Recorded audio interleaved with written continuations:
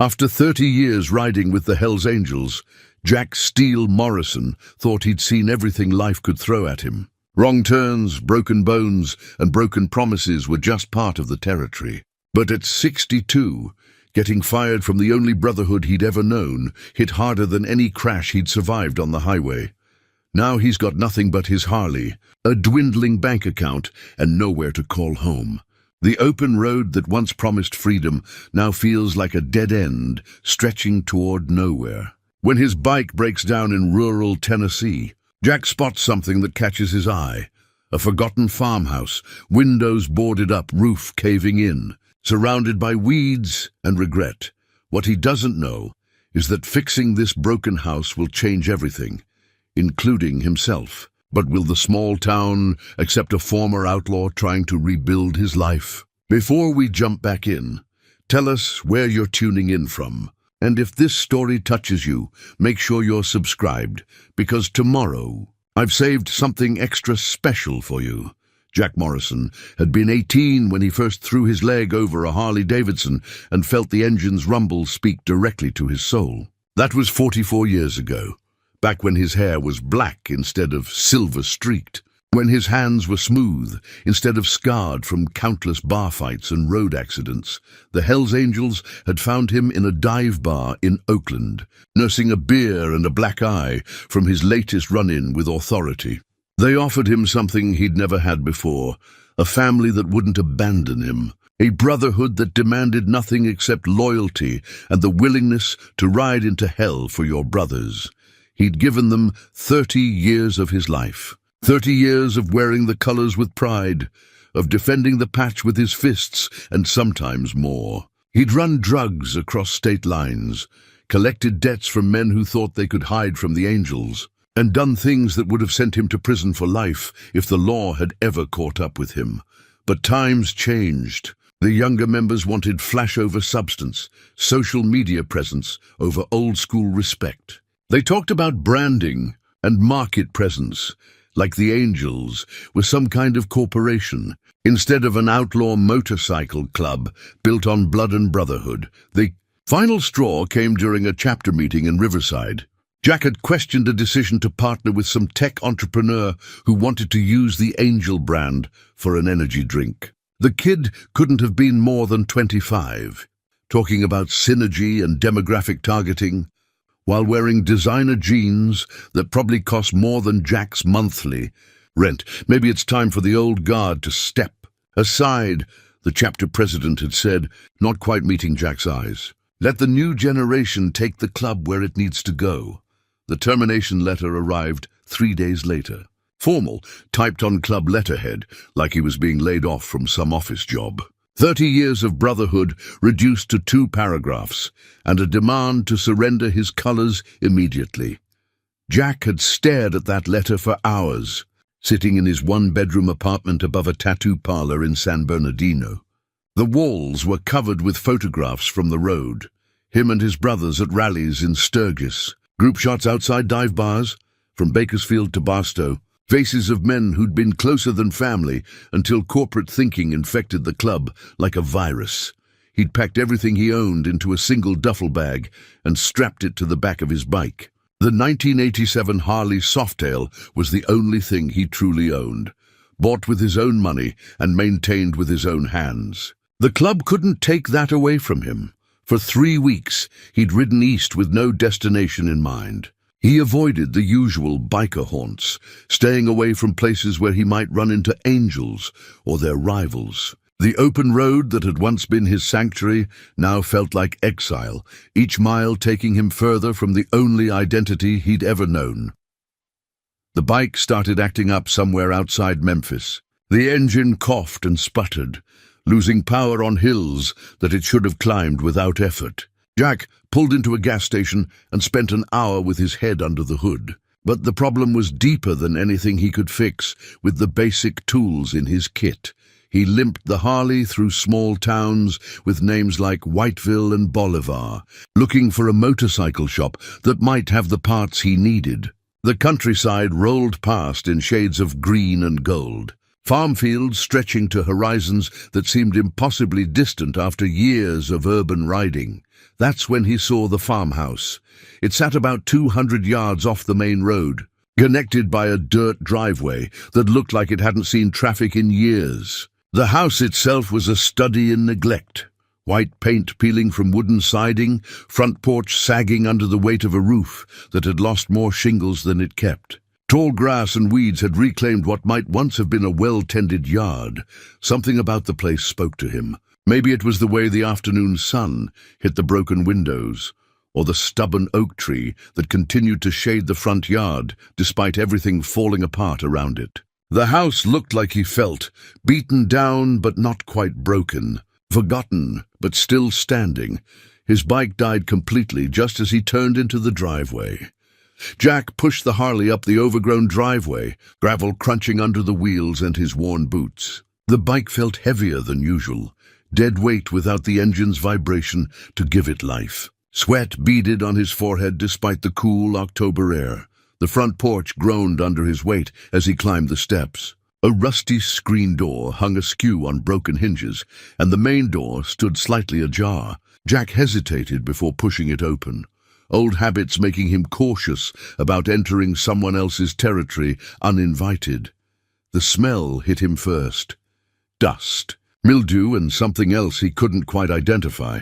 Abandonment had its own scent, he realized.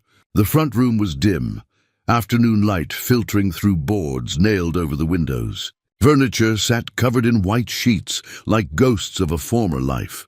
Jack pulled out his phone to use as a flashlight and began exploring. The kitchen still held dishes in the sink, plates and cups waiting for someone who would never return to wash them. A calendar on the wall showed April 2012, frozen in time. Whoever had lived here had left in a hurry, or maybe just stopped caring about the place. In the living room, he found a mantelpiece lined with family photographs. A young couple on their wedding day, the woman in a simple white dress, the man in his army uniform.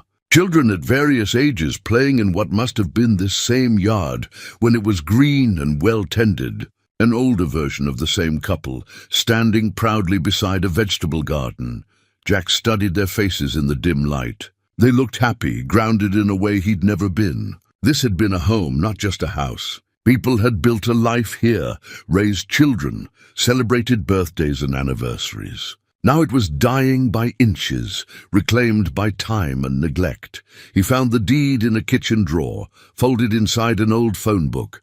The property belonged to Robert and Helen Mackenzie, purchased in 1978. Tax records showed payments had stopped in 2012.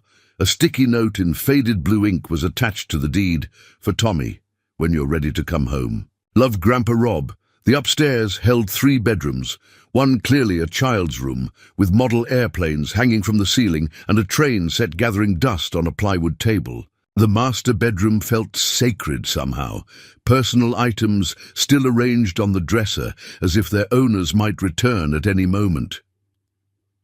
By the time Jack finished exploring, the sun was setting. He stood on the back porch, looking out over what had once been a substantial garden. Remnants of fence posts marked old boundaries. A few stubborn tomato plants had somehow survived years of neglect, producing small, bitter fruit that no one would harvest. His stomach growled, reminding him he hadn't eaten since morning. The closest town was probably 15 miles back the way he'd come. His bike wasn't going anywhere tonight, and walking that distance in the dark held no appeal. Jack made a decision that surprised him. He would stay here tonight, sleep in this abandoned house like some kind of trespasser. He'd slept in worse places during his years on the road. At least this place had a roof, even if it leaked. He retrieved his sleeping bag from the bike and set up camp in the living room, moving some of the covered furniture to make space. The house settled around him as darkness fell, old wood creaking and expanding. He ate a can of beans cold and washed it down with warm beer from his saddlebags. Lying in his sleeping bag, Jack stared at the ceiling where patches of moonlight leaked through gaps in the roof. This was rock bottom, he realized. 62 years old, fired from the only family he'd ever known, sleeping in a stranger's abandoned house with a broken-down motorcycle and less than $300 to his name.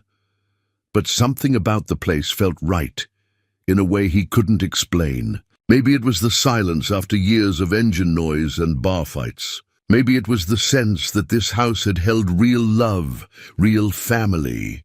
Things he'd never quite managed to find in 30 years of Brotherhood. Tomorrow, he'd figure out what to do about his bike. Maybe hitch a ride to town and find a mechanic. Tonight, though, he would sleep in a house where people had once been happy, and try to remember what that felt like. Jack woke to sunlight streaming through the broken roof. Dust motes dancing in golden shafts like tiny spirits. His back ached from sleeping on the hardwood floor, but he'd slept better than he had in weeks.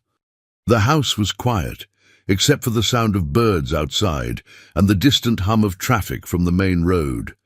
He made instant coffee with water from a plastic bottle, heating it over a small camping stove he'd pulled from his saddlebags. Standing on the back porch with his steaming cup, Jack surveyed the property in daylight. The yard was bigger than he'd realized, maybe 3 acres of overgrown grass and weeds. The bones of the old garden were still visible, raised beds outlined in rotting timber, a greenhouse with most of its glass panels broken. Something about the neglect bothered him more than it should have. This place had been loved once. Someone had put care into every detail, from the hand-built garden beds to the stone pathway that led from the house to what looked like a tool shed.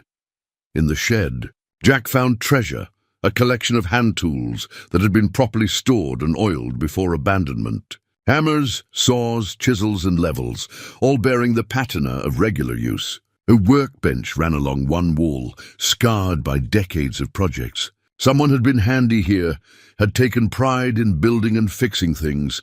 Jack picked up a claw hammer, testing its weight.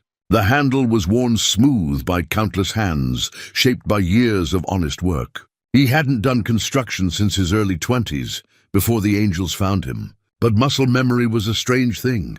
His hands remembered the feel of tools, the satisfaction of building something useful. The broken window in the kitchen nagged at him. Just a small thing really, but it let in rain and cold air. Jack found a piece of plywood in the shed and some nails. Within an hour, he'd made a temporary patch that would keep the weather out until he could find proper glass. One repair led to another. The front porch railing had a loose board that would be dangerous if someone leaned on it. Easy enough to tighten the screws. The gutters were clogged with years of leaves and debris. Jack climbed up with a ladder from the shed and cleared them out, remembering how his grandfather had taught him to clean gutters as a boy.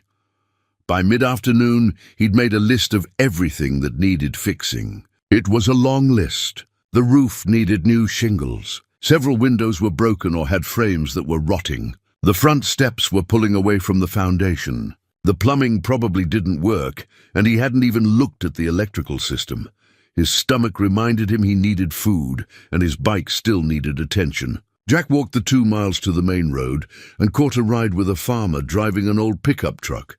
"You're staying out at the Mackenzie place?" the farmer asked, giving Jack a curious look. The man was probably 60, with weathered hands and suspicious eyes. "Just temporarily. My bike broke down. Shame about that house." Rob Mackenzie was a good man. Worked that land for 30 years before his grandson got himself killed in Afghanistan. After that, Rob just lost heart. Helen had already passed, and Tommy was all they had left. Jack filed away this information. The note on the deed made more sense now. The farmer dropped him at a crossroads where a small general store sat next to a gas station. Inside, Jack bought supplies, canned food, coffee, batteries for his flashlight. The woman behind the counter was maybe 50, with kind eyes and graying hair pulled back in a practical ponytail. "You're new around here," she said, not quite making it a question. "Just passing through. Had some mechanical trouble. Mary Ellen Patterson," she said, extending her hand. "I own this place with my husband.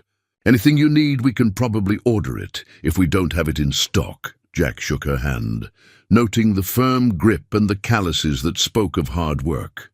"Jack Morrison, I appreciate the hospitality.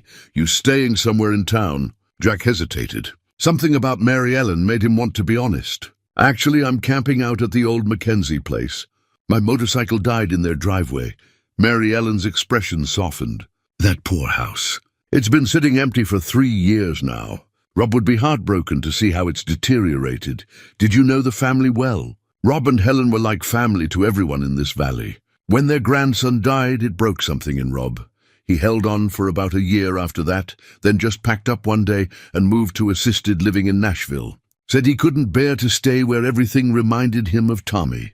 Walking back to the house as evening approached, Jack carried more than just groceries. He carried the weight of other people's grief, the knowledge that this place had seen both joy and devastating loss. Maybe that's why it felt familiar to him. He understood loss, understood what it meant to have your whole world stripped away in an instant. Jack's third week at the farmhouse began with a ritual that had become as natural as breathing. He woke before dawn, made coffee on his camping stove, and stood on the back porch, watching the sun paint the Tennessee hills in shades of amber and gold. The air was crisp now, carrying the promise of winter, and he could see his breath as he planned the day's work. The roof had become his primary focus. He'd found a stash of asphalt shingles in the shed, left over from some project Rob Mackenzie had never finished. They were weathered but still serviceable. Each morning, Jack climbed the ladder with his tool belt and worked methodically across the damaged sections, replacing missing shingles and sealing gaps that had let rain into the house for years. The work was meditative in a way he hadn't expected. After decades of living by the club's schedule, riding when they rode, fighting when they fought, the simple rhythm of hammer against nail felt like meditation. His hands remembered skills from his youth, when he'd worked construction crews during hot Oklahoma summers, saving money and dreaming of escape. Mary Ellen had started making regular trips to check on him, bringing supplies and staying to chat over coffee. She never asked directly about his past, but Jack sensed her curiosity. She was too polite to pry, raised in a generation that understood privacy, but her eyes held questions. "You're making real progress," she said one afternoon, surveying the new shingles that covered nearly half the roof. Rob would be pleased to see someone caring for his place again. Jack climbed down from the ladder, wiping sweat from his forehead despite the cool weather. "Found something interesting in the shed yesterday. Packets of seeds stored in glass jars, tomatoes, beans, corn. Some are dated 2011, but seeds can last years if they're kept dry." Mary Ellen's face lit up. Helen's garden was legendary in this valley. She grew enough vegetables to feed half the county and gave most of it away. Always said good soil was meant to be shared. Think any of those seeds might still be viable? Only one way to find out. Spring's still months away, but you could start some indoors. Helen had a little greenhouse behind the main garden.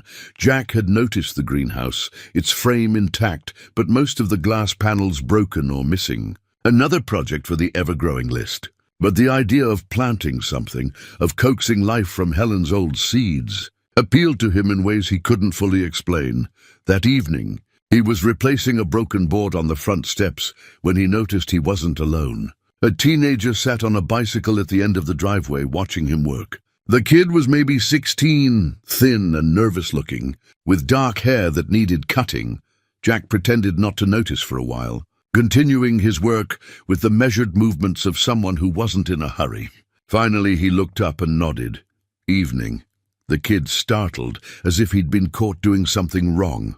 For a moment, Jack thought he might pedal away. Instead, he walked his bike closer. "You're the guy who's been fixing up this place. Seems like word travels fast in a small town." "I'm Tommy Mackenzie."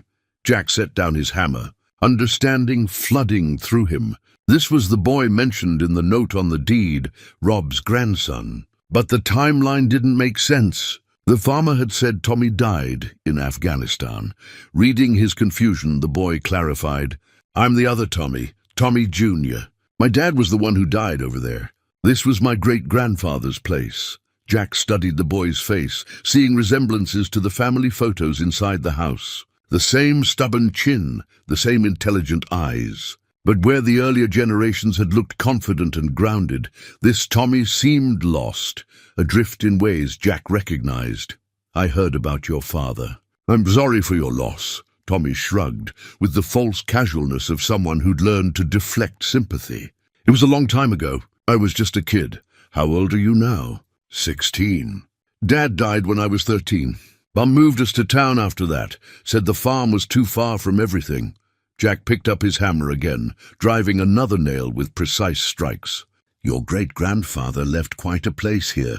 Good bones, solid construction, built to last. He taught me some carpentry when I was little. Before everything went to hell, there was pain in the boy's voice, the particular ache of someone who'd lost not just people, but a way of life, a sense of belonging. Jack recognized it because he carried the same wound.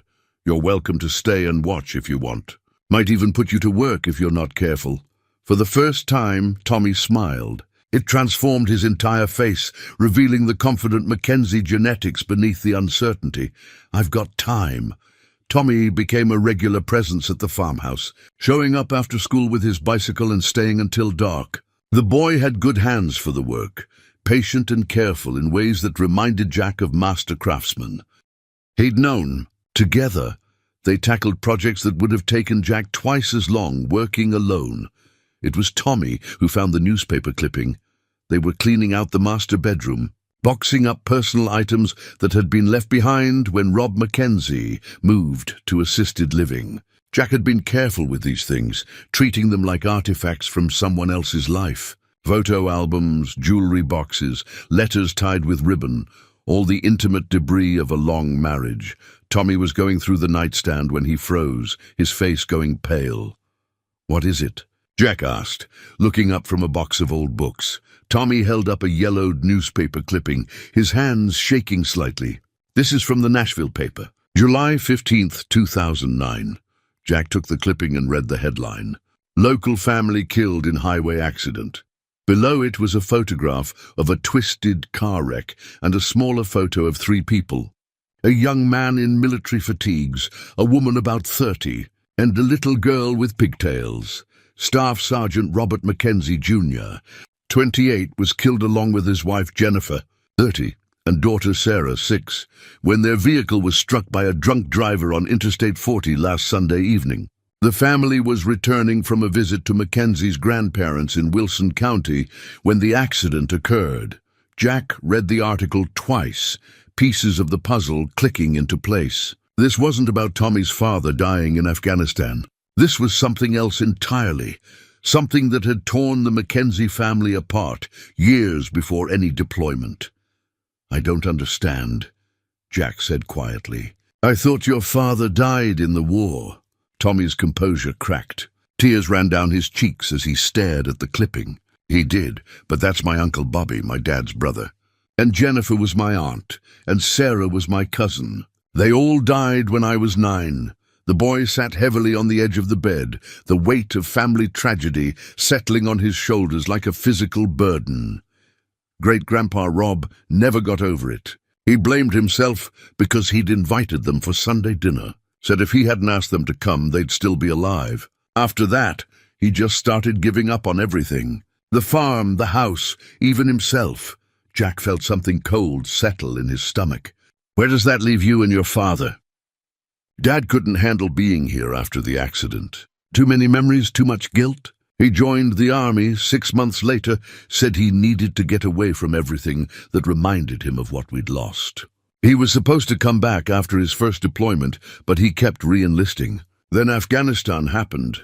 The full weight of the Mackenzie family's loss hit Jack like a physical blow. Not just one death, but a cascade of them.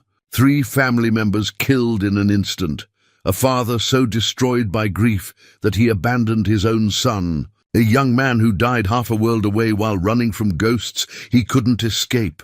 Your great-grandfather wrote that note on the deed for your father, didn't he? Not for you, Tommy nodded, wiping his eyes with his sleeve. Dad never came home. After he died, Great-Grandpa tried to keep going for my sake, but his heart wasn't in it anymore. He moved to Nashville when I was 13, and Mom took me to live in town with her new boyfriend. What about this place? Legally, I mean, it goes to me when I turn 18. Great-Grandpa set up some kind of trust. But Mom says I should just sell it, use the money for college. She thinks this place is cursed. Jack walked to the window, looking out over the land that had witnessed so much joy and sorrow. The afternoon sun slanted across the overgrown garden. highlighting the stubborn tomato plants that continued to produce fruit no one would harvest. Maybe your mother's right about selling. No. Tommy's voice was fierce, surprising in its intensity. This is my family's land. 4 generations of Mackenzies lived here, worked this soil, raised their children in these rooms. I'm not going to be the one who lets it all disappear. Jack turned back to the boy, seeing something new in his face. Determination, maybe, or the first stirrings of the kind of strength that had built this place in the first place. Then we'd better make sure it's worth keeping. Tommy smiled through his tears, and for a moment Jack saw the echo of all the Mackenzies, who had called this place home.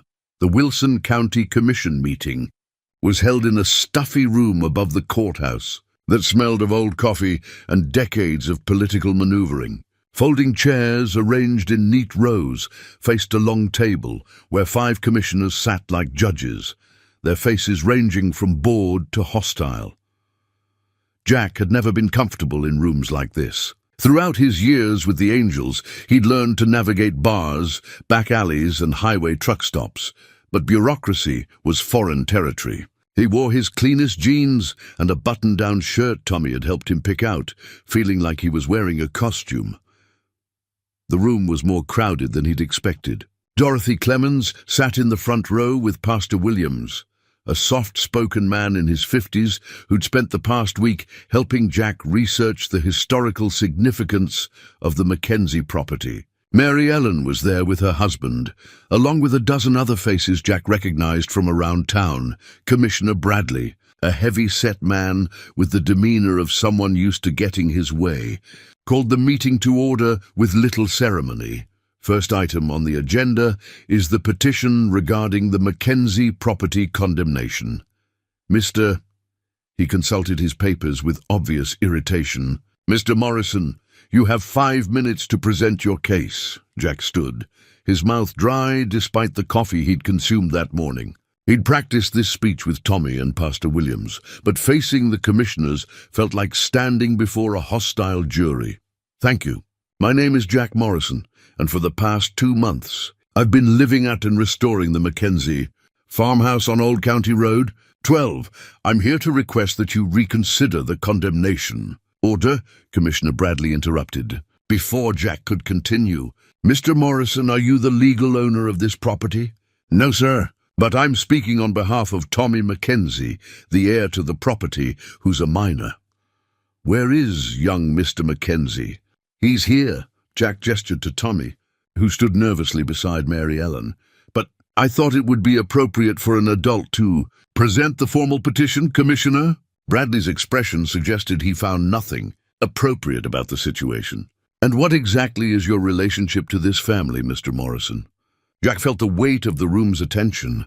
This was the moment he'd been dreading, when his past would either help or destroy any chance of saving the house. I'm a friend. Someone who believes this property has value beyond what shows up on a tax assessment. What kind of value? Commissioner Bradley's tone made it clear he considered this a waste of time. Jack had prepared for this question, but the prepared words suddenly seemed inadequate. Instead, he found himself speaking from the heart, the value of continuity, of remembering that families like the Mackenzies built this county, worked this land, served in our wars, and contributed to the community for generations. That house has sheltered 4 generations of good people, and it deserves better than being bulldozed for a highway that half the county doesn't want. A murmur ran through the crowd.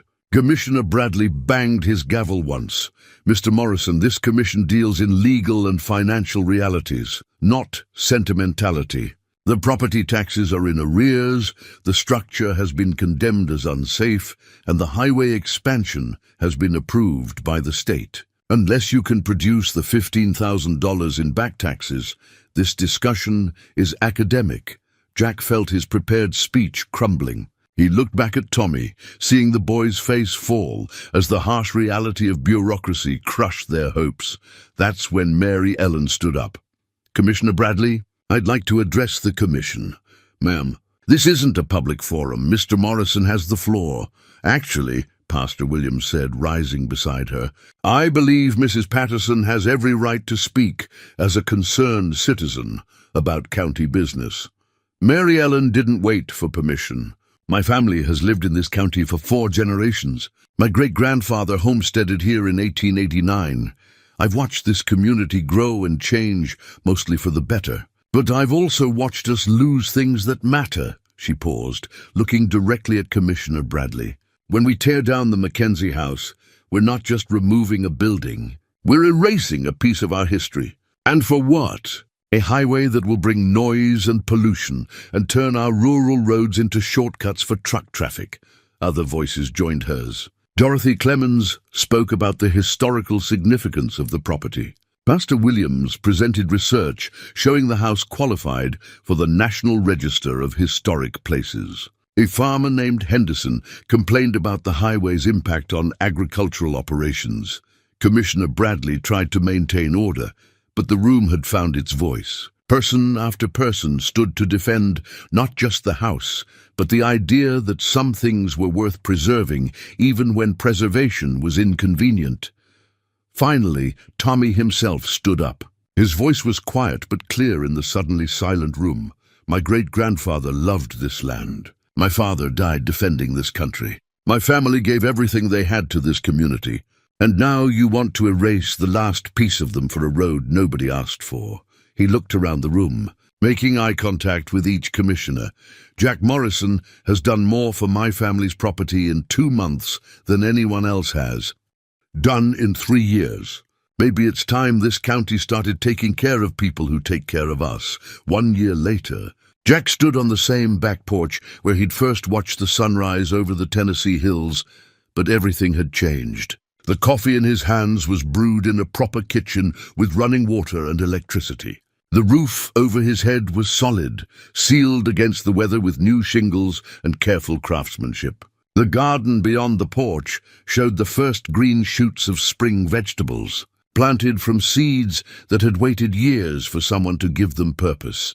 The county commission had voted 3-2 to delay the condemnation, giving Jack and Tommy 6 months to bring the property up to code and clear the tax debt. What followed was something Jack had never experienced in 30 years with the Hells Angels, a community mobilizing to help one of its own.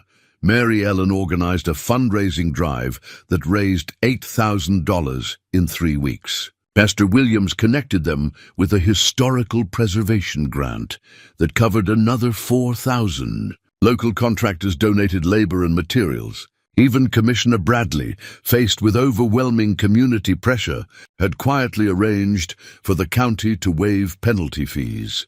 Tommy had thrown himself into the restoration work with the passion of someone reclaiming his heritage. After school and weekends, he learned plumbing and electrical work, mastered the art of hanging drywall, and developed the patient eye needed for finish carpentry. Jack watched the boy transform from a lost teenager into a young man with purpose and skills. The house itself had been reborn. What had been a monument to abandonment was now a home again. Jack had moved into the small bedroom that had once belonged to Tommy's father, while keeping the master bedroom as a shrine to Rob and Helen Mackenzie. Their photographs still lined the mantelpiece, but now they were surrounded by evidence of new life, fresh flowers from the garden, books being read rather than gathering dust, the smell of actual cooking instead of decay. Tommy's mother had been the biggest surprise. Sarah Mackenzie, worn down by years of struggle and disappointment, had initially opposed her son's involvement with some stranger living in a condemned house. But as the restoration progressed and the community rallied around the project, she began to see what Jack saw, her son becoming the man his father and great-grandfather would have been proud of. "I still think you're both crazy," she said, standing in the renovated kitchen on a warm April evening. But I can't argue with the results. She was referring to more than just the house. Tommy's grades had improved dramatically. He'd found part-time work with a local contractor who was teaching him advanced carpentry skills. Most importantly, he'd found his footing, discovered who he was beyond the tragedy that had shaped his early years. Jack had found something too, though it had taken him months to put a name to it. Belonging, maybe, or purpose. For the first time since his teenage years, he woke up each morning knowing exactly why he was alive and what he needed to do. The Hells Angels felt like a lifetime ago. Sometimes he wondered what his old brothers would think of him now. The feared enforcer who'd become a small-town handyman. The outlaw who'd learned to navigate historical preservation committees and building permits. But those thoughts came less frequently as the months passed. Mary Ellen had become more than a friend, though they were both too careful to rush into anything serious. They shared coffee most mornings, worked side by side in the garden most evenings, and talked about everything except the future they might build together, you know. She said one evening, as they sat on the front porch watching fireflies dance in the gathering dusk, Rob Mackenzie used to say this land had a way of healing broken things. Broken people, broken families, broken hearts. Jack looked out over the property that had become his home. The barn was next on his list, a project that would take most of the summer. Tommy was planning to spend his senior year living in the house, commuting to school from the land his family had worked for generations. Maybe Rob was right, Jack said, feeling the weight of the brass house key in his pocket. It was more than just a key to a front door. It was proof that sometimes, when everything falls apart, you can find something better in the wreckage.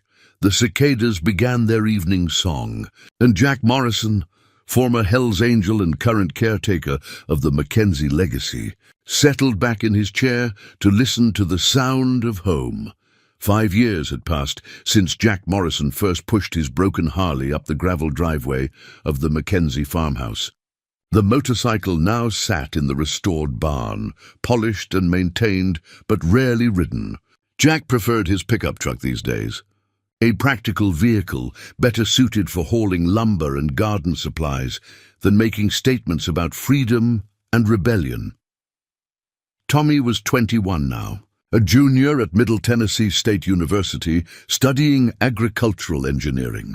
He came home most weekends, bringing textbooks and theories about sustainable farming that he was eager to test on the family land. The boy had grown into himself, confident in ways that reminded Jack of the Mackenzie men in the old photographs. The farmhouse had become something of a local landmark. Tour groups from the Historical Society stopped by occasionally, drawn by the story of its near demolition and dramatic rescue. Jack tolerated these visits with good humor, though he never mentioned his own past beyond saying he was between jobs when he'd found the place. Mary Ellen had moved in the previous spring, a gradual transition that felt as natural as the changing seasons. Her presence filled corners of the house that Jack hadn't realized were empty. She brought her own furniture and photographs, blending her history with the Mackenzie legacy in ways that honored both families. The garden had become Mary Ellen's domain, though Jack still helped with the heavy work. Where Helen Mackenzie had grown vegetables for the community, Mary Ellen focused on herbs and flowers, selling arrangements at the farmers' market and supplying restaurants in Nashville with fresh basil and rosemary. Jack found himself thinking about legacy more often these days. He'd spent 30 years with the Hells Angels, believing that Brotherhood was about loyalty to the club, about maintaining reputation through intimidation and violence. But watching Tommy grow into manhood had taught him different lessons about what it meant to leave something meaningful behind. The young man was dating a girl from his engineering program, a smart woman named Lisa who understood the importance of the land and didn't try to talk Tommy into selling it for development money.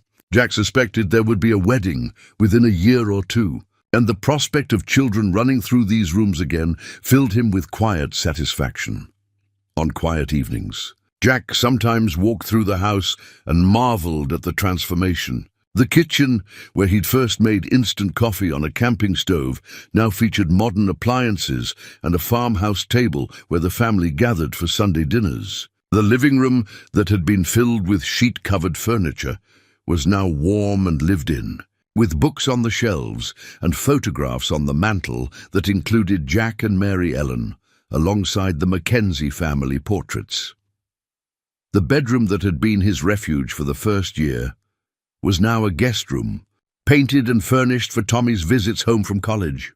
Jack and Mary Ellen shared the master bedroom, a decision that had taken them both months to make and felt right in ways neither of them had expected. Sometimes former Hell's Angels would track him down, curious about what had happened to Steele Morrison. Jack always met them at the local diner rather than bringing them to the house, protective of the life he'd built. Most were surprised by what they found. A man at peace with himself, settled in ways that contradicted everything they thought they knew about their former brother. "You don't miss the road?" one had asked recently, a younger angel passing through on his way to a rally in Georgia. Jack had considered the question seriously before answering. "I found something better than the road. I found home."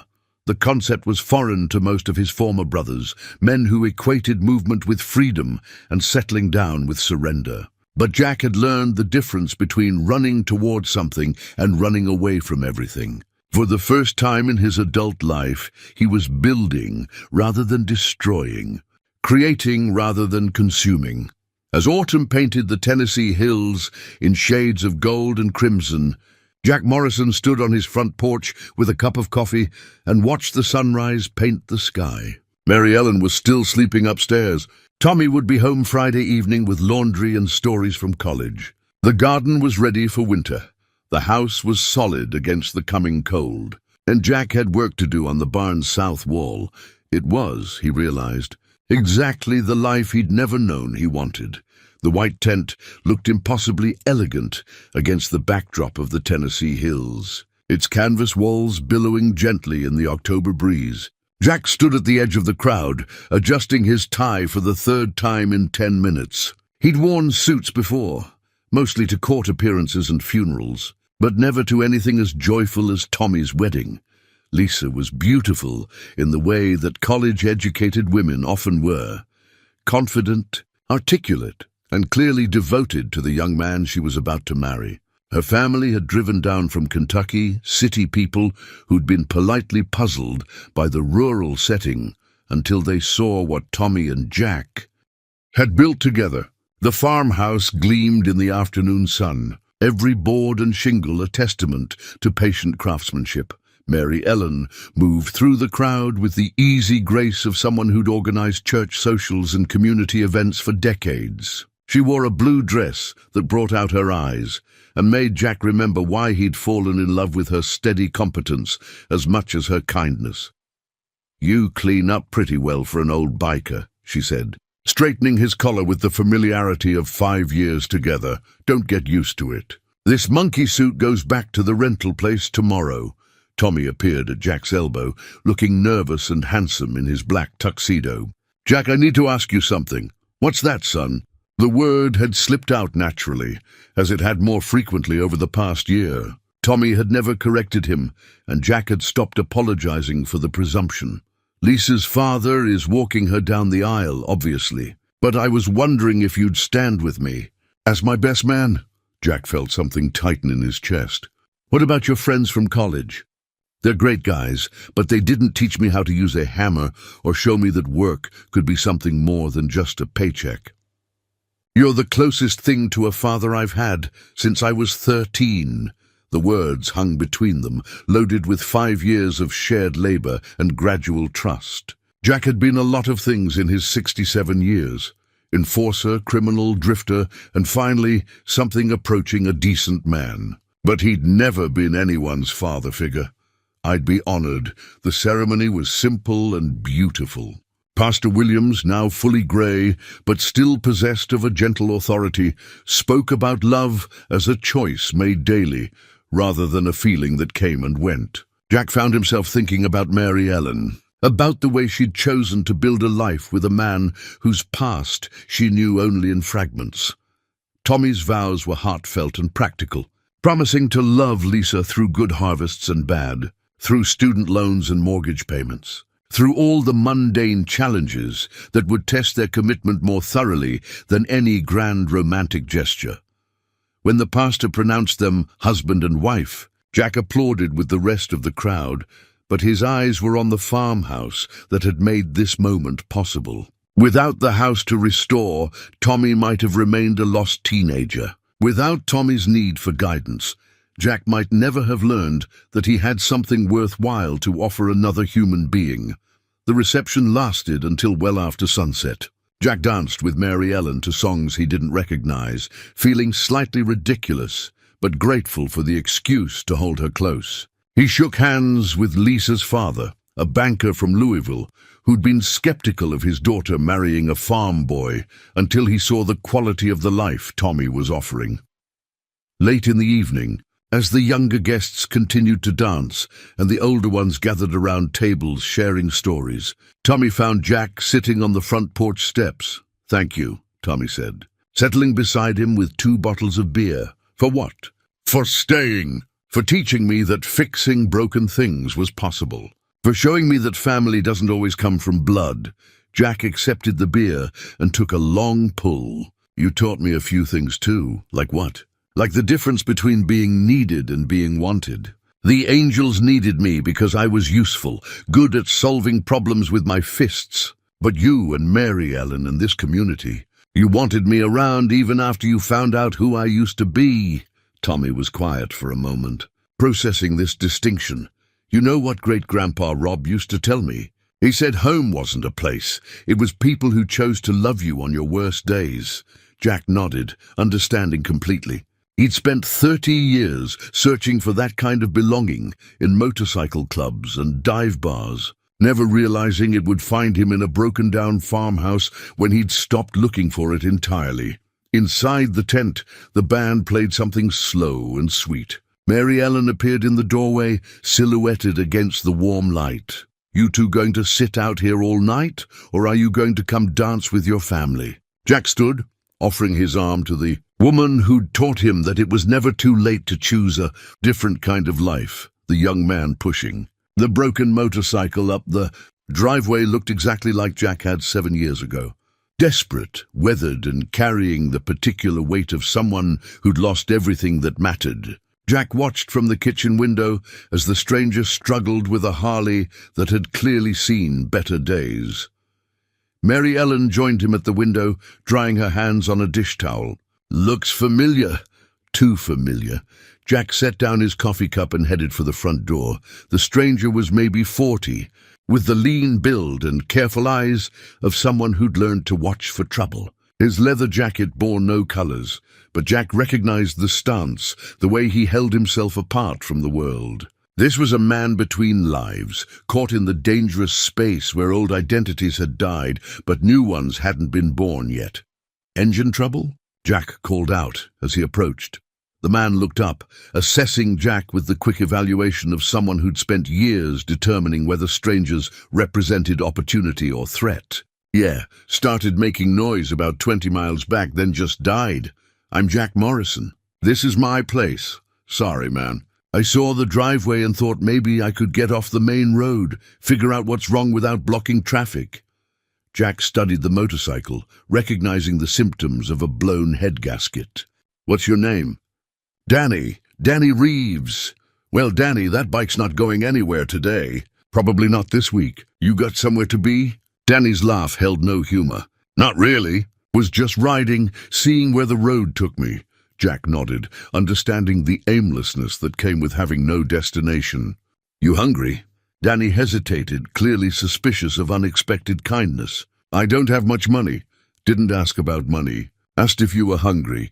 Inside the farmhouse, Mary Ellen had already set an extra place at the kitchen table. She'd lived with Jack long enough to recognize the signs. Another lost soul, drawn to the place where broken things got fixed.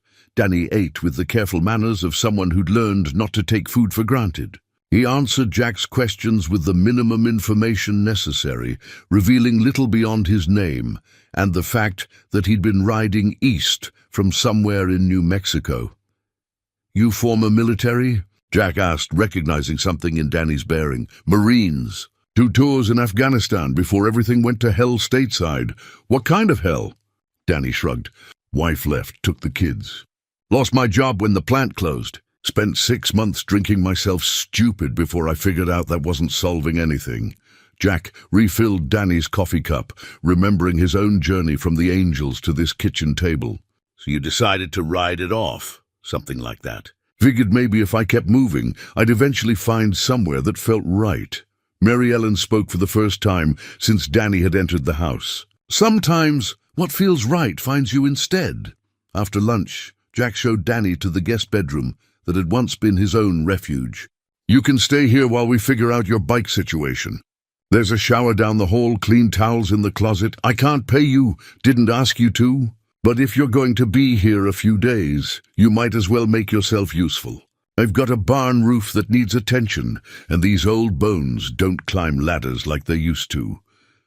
Danny's suspicion was gradually replaced by something that might have been relief. Why are you doing this? Jack considered the question, remembering asking Mary Ellen something similar years ago. Because someone did it for me once. Because this house has a way of attracting people who need fixing, and I've learned that fixing people is more satisfying than I expected. That evening, Jack found Danny on the front porch, staring out at the hills as darkness settled over the valley. The younger man held a beer but hadn't opened it. Peaceful here, Danny said. It is now. Wasn't always.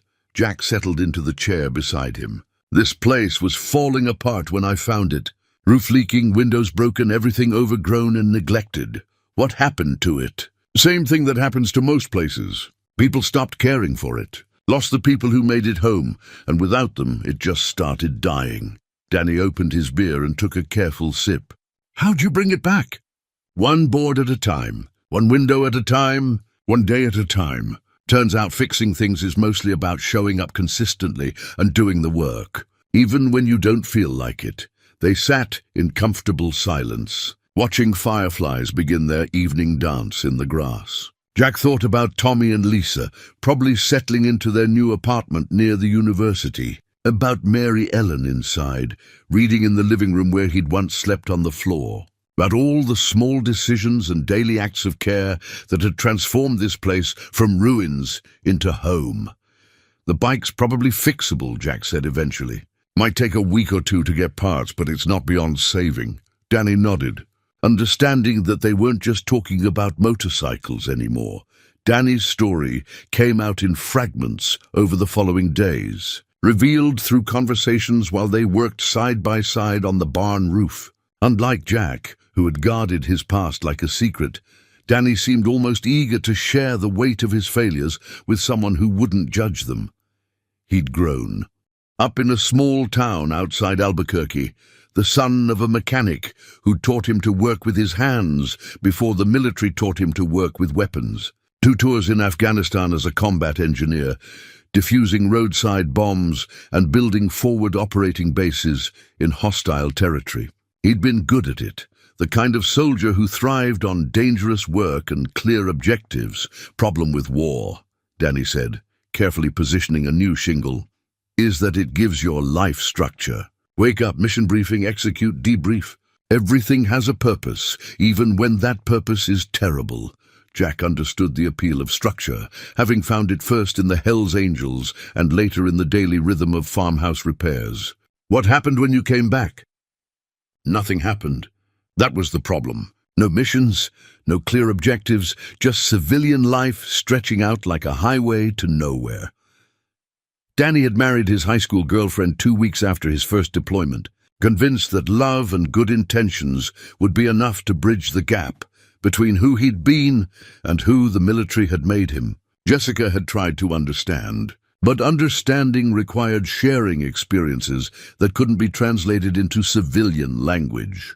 She used to ask me what Afghanistan was like, Danny said, his hammer pausing mid-swing. How do you explain watching your buddy step on an IED?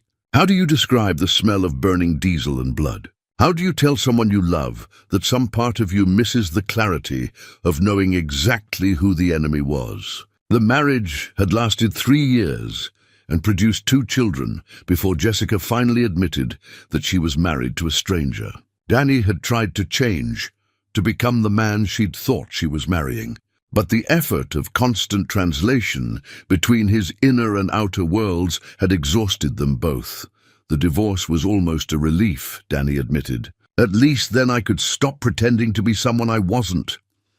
The job at the aircraft parts factory had been good work, steady pay assembling components for commercial jets. Danny found satisfaction in precision manufacturing, the way individual parts came together to create something larger and more complex. But when the plant closed and moved operations to Mexico, he joined the ranks of skilled workers with obsolete skills.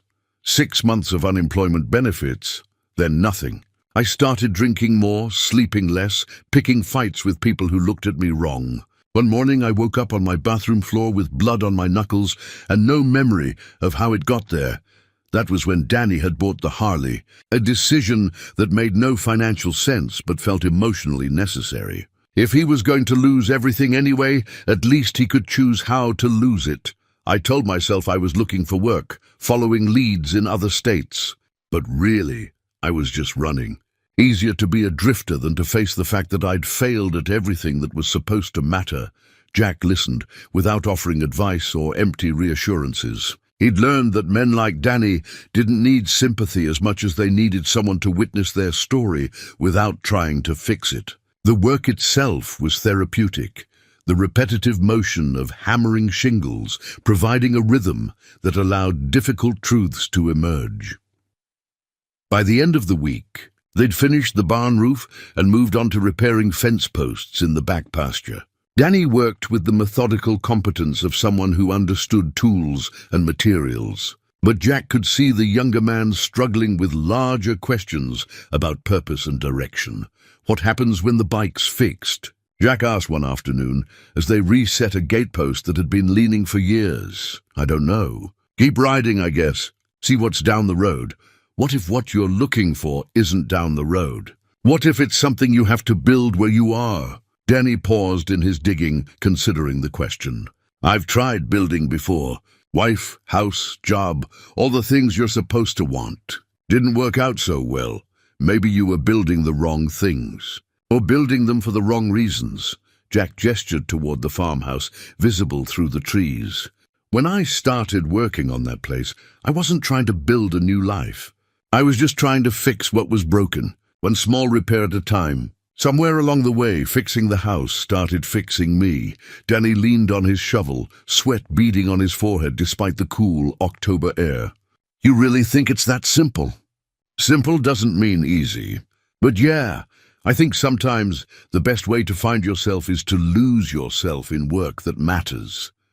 The motorcycle parts arrived on a Thursday, shipped from a salvage yard in Memphis. Danny had been at the farmhouse for 2 weeks by then, long enough for the town to notice and begin forming opinions about Jack's latest project. Mary Ellen brought news from the general store, where conversations tended to reflect the community's collective mood.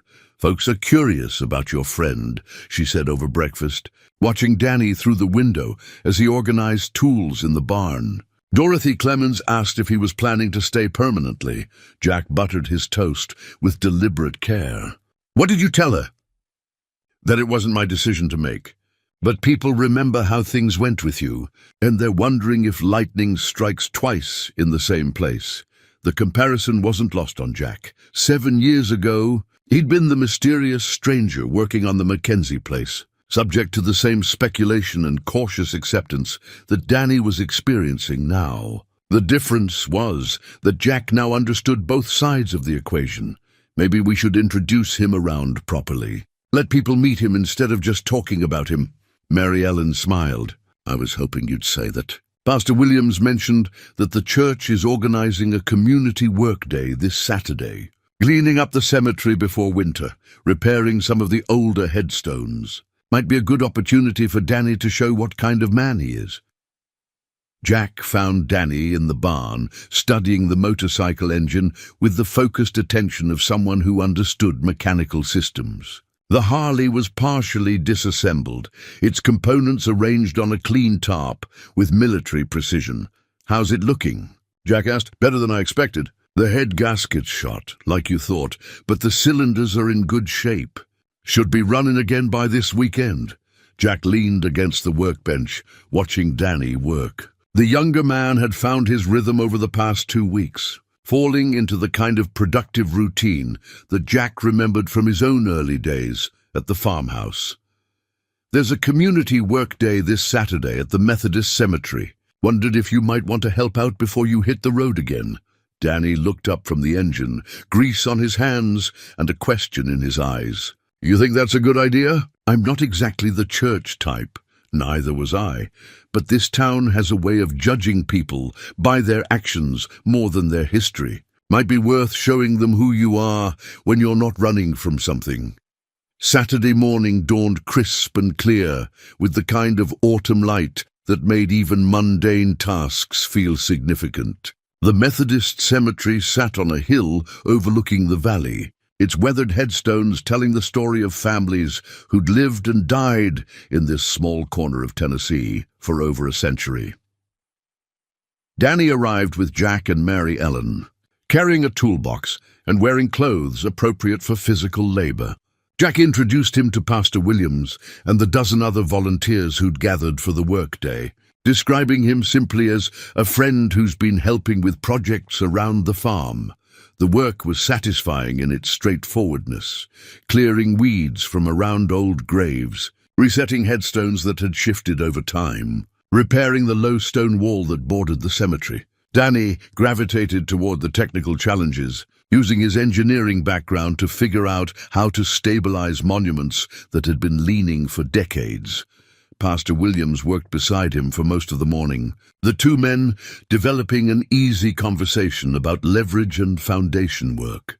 Jack watched from across the cemetery as Danny explained his approach to a particularly challenging repair, his natural teaching ability emerging as he showed younger volunteers how to use simple tools to achieve complex results. "Your friend knows what he's doing," Dorothy Clemens observed, appearing at Jack's elbow with a thermos of coffee. "Military training, I'd guess. Marines. Combat engineer." "Ah."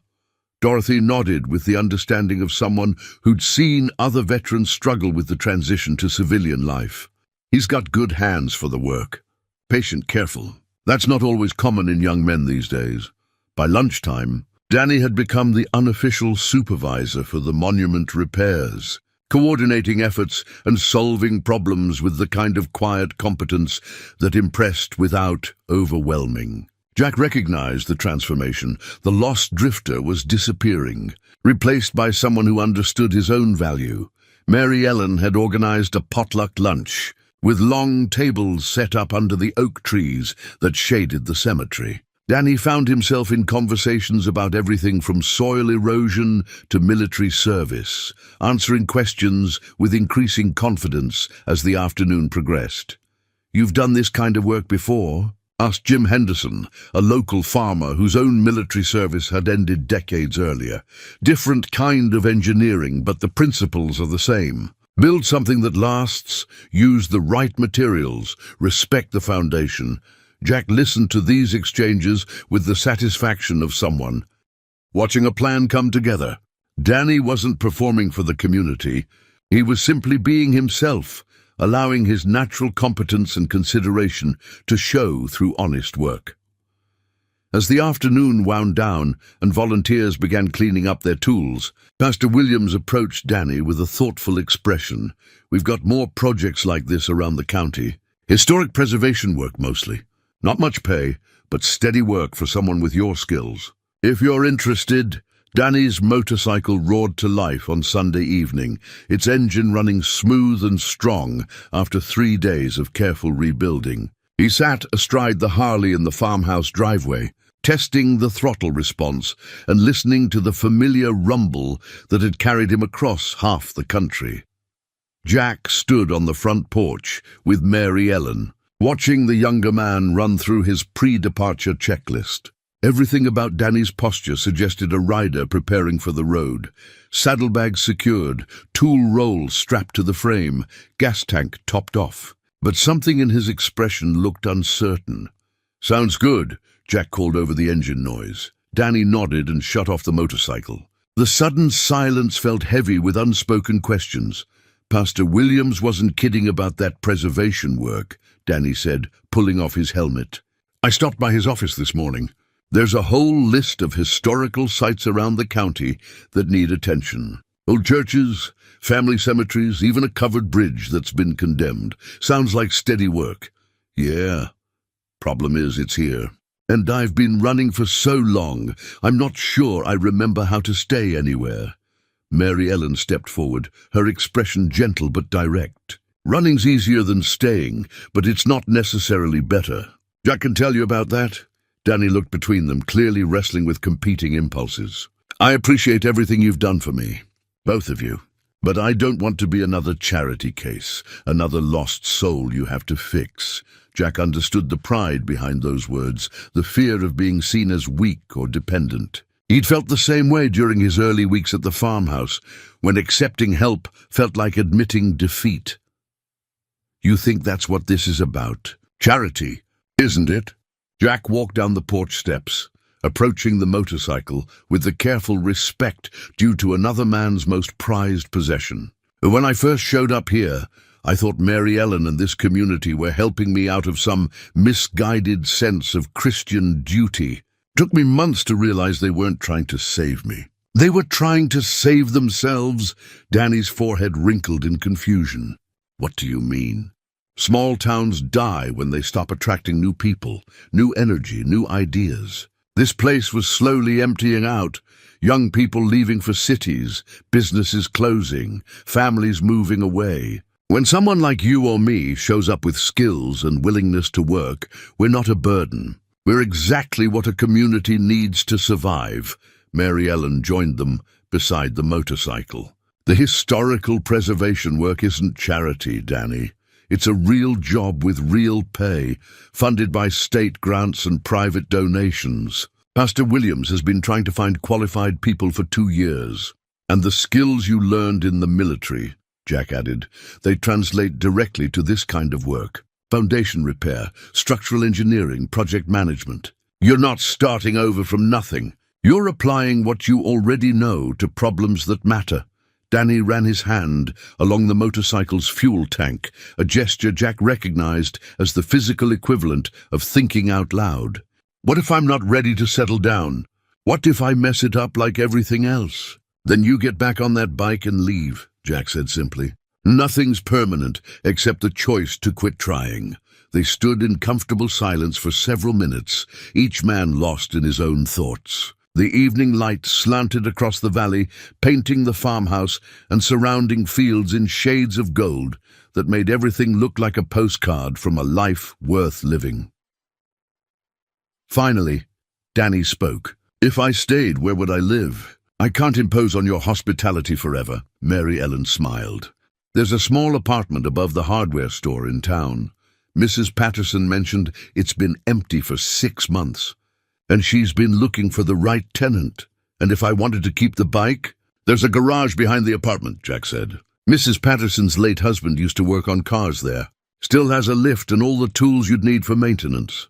Danny looked back at the farmhouse, taking in the restored roof, the painted siding, the garden where Mary Ellen grew herbs for the farmer's market. This place really changed your life, didn't it? Changed me anyway. For the better, I think. And you believe it could do the same for me? Jack considered the question seriously before answering. I believe you could do the same for yourself if you had the right place to try. Question is, do you want to find out what happens when you stop running and start building? Danny's hand moved to the motorcycle's ignition key, but he didn't turn it. Instead, he looked toward the town lights beginning to twinkle in the distance, toward a future that might include steady work, community connections, and the kind of quiet satisfaction that came from fixing things that mattered. I guess there's only one way to find out. 3 months later, Jack found Danny elbow-deep in the foundation of the old Calvary Baptist Church, directing a crew of volunteers in the delicate work of underpinning a 130-year-old stone foundation. The church had been abandoned for decades, its congregation long since merged with the Methodist Church in town. But the building itself was a masterpiece of 1890s craftsmanship that deserved preservation. How's it looking down there? Jack called from the scaffolding where he was working on window restoration. Danny emerged from the crawl space, dirt on his clothes and satisfaction on his face. Better than I expected. The original masons knew what they were doing. We just need to shore up the northeast corner, where water damage has been working for 20 years. The preservation project had become Danny's first major assignment, a test of both his technical skills and his ability to manage volunteer labor. Jack watched the younger man coordinate the work with the kind of quiet authority that came from genuine competence rather than borrowed power. Mr. Reeves. Sarah Chen, a graduate student from Vanderbilt who was documenting the restoration for her thesis, approached with a clipboard full of questions. I need to get some measurements of the original stonework before we install the new supports. Danny nodded, already pulling a measuring tape from his tool belt. Let's start with the cornerstones. Those will give us the baseline for everything else. Jack smiled as he watched the interaction. Danny had found his element in this work, combining his engineering background with newfound knowledge of historical construction techniques. More importantly, he'd found his confidence again, the sense of purpose that had been missing since his discharge from the Marines. The apartment above the hardware store had suited Danny perfectly, small but comfortable, with enough space for his motorcycle and tools. It provided the independence he needed while keeping him connected to the community. Mrs. Patterson had proven to be an ideal landlord, offering advice when asked but respecting her tenants' privacy. He's a good worker, she'd told Jack the previous week. Quiet, pays his rent on time, and he fixed my washing machine without being asked. That's the kind of tenant you hope for. Danny had also begun attending Pastor Williams' weekly discussion group, not out of religious conviction, but from intellectual curiosity about the intersection of faith and community service. The conversations challenged him in ways that pure technical work couldn't, forcing him to think about larger questions of meaning and responsibility. The work we're doing here, Danny had said to Jack one evening as they shared coffee on the farmhouse porch, it's not just about preserving buildings. It's about preserving the idea that communities can take care of things that matter, even when there's no immediate profit in it. Jack had recognized the transformation in those words. Danny was no longer just doing a job. He was participating in something larger than himself, contributing to the continuity that made small-town life sustainable across generations. The covered bridge project would be Danny's next challenge. A complex restoration requiring both historical accuracy and modern engineering standards. The state had provided funding through a heritage tourism grant, recognizing that the bridge could become a destination for visitors interested in 19th century craftsmanship. It's going to require some custom metalwork, Danny explained to the County Historical Society board during their monthly meeting. The original iron fittings were hand-forged, and we need to match them exactly. I've been in touch with a blacksmith in Jolton who specializes in period reproduction work. Jack sat in the back of the meeting room, listening to Danny present his restoration plan with the measured confidence of someone who'd found his calling. The board members asked technical questions that Danny answered without hesitation, demonstrating both his understanding of the work and his ability to communicate complex ideas to non-experts. After the meeting, Dorothy Clemens approached Jack with her characteristic directness. Your friend has turned out well. Different from you, but cut from similar cloth. How so? Both of you understand that fixing things requires patience and respect for what came before. That's rarer than it should be in young men these days. Walking back to his truck after the meeting, Jack reflected on the truth of Dorothy's observation. Danny had indeed found his place in the community, but through his own path rather than simply copying Jack's journey. Where Jack had been drawn to domestic restoration and family building, Danny was gravitating toward public works and historical preservation. The diversity of their contributions strengthened the community in ways that went beyond the specific projects they completed. They represented proof that small towns could still attract capable people, that rural life offered opportunities for meaningful work that cities couldn't match. As Jack drove home to Mary Ellen and the farmhouse that had become the center of his world, he thought about the cycles of renewal that kept communities alive. People arrived broken, found purpose in useful work, and eventually became the foundation for the next generation of lost souls seeking redemption through service. The call came on a rainy Tuesday in November, just as Jack was finishing his morning coffee. Tommy's voice on the phone carried the excitement of someone with news too big to hold back. "Jack, Lisa's pregnant. We're going to have a baby." Jack set down his cup carefully, feeling the weight of the moment settle over him like a warm blanket. "That's wonderful news, son. How's Lisa feeling?" "Morning sickness, but the doctor says everything looks good. We're due in late June. Jack, I wanted to ask you something." "What's that?" "We've been talking about names, and if it's a boy, we'd like to call him Robert, after great-grandpa Rob. But we also want to give him a middle name that honors someone who taught me what it means to be a man. Would you be okay with Robert Jackson Mackenzie?" Jack felt his throat tighten with emotion he hadn't expected. In all his years with the Hells Angels, he'd never imagined his name would be passed down through generations. "Connected to family legacy and continuity, I'd be honored." That evening, Jack shared the news with Mary Ellen as they prepared dinner in the kitchen that had witnessed so many family conversations over the decades. She smiled with the particular joy of someone who understood the significance of new life in places that had seen too much loss. "A baby in this house again," she said, stirring soup with the wooden spoon that had belonged to Helen Mackenzie. "It's been too long. Tommy says they want to move back here after graduation. Raise the child where his family has roots."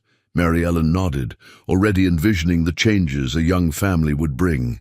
This place was meant for children. All those bedrooms upstairs, the big yard, the garden where little hands can learn to grow things.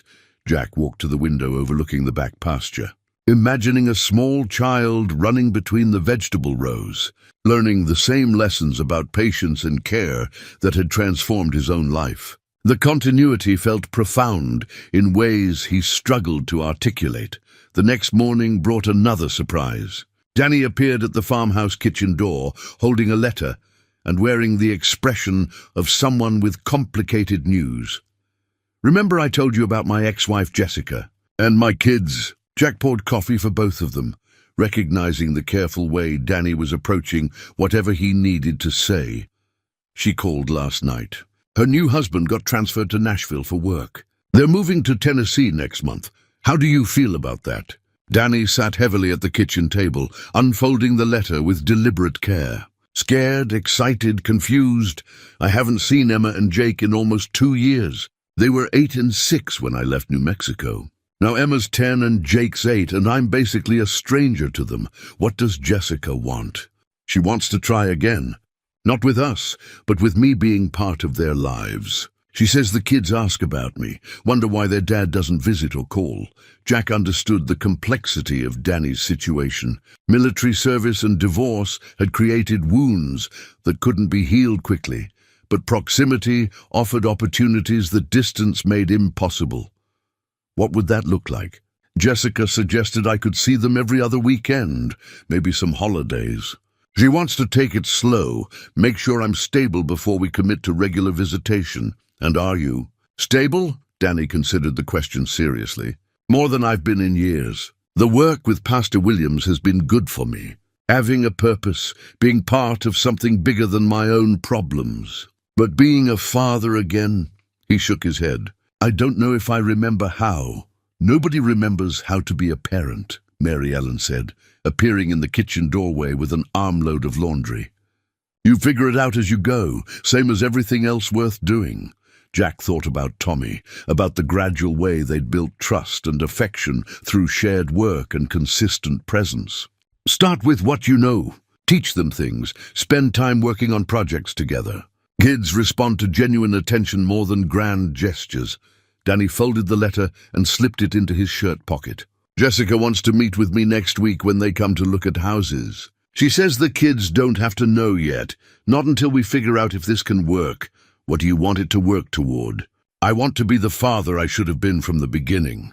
I want them to know they can count on me, that I won't disappear again when things get difficult." Jack recognized the determination in Danny's voice, the same resolve that had carried him through difficult restoration projects. "Then show them. Not with words, but with actions. Be where you say you'll be. Do what you say you'll do. Trust gets built one decision at a time." As Danny left for work at the covered bridge site, Jack reflected on the expanding circle of family and connection that seemed to radiate from the farmhouse. Tommy and Lisa preparing for parenthood, Danny working to reconnect with his children, all of them finding ways to repair relationships that had been damaged by time and circumstance.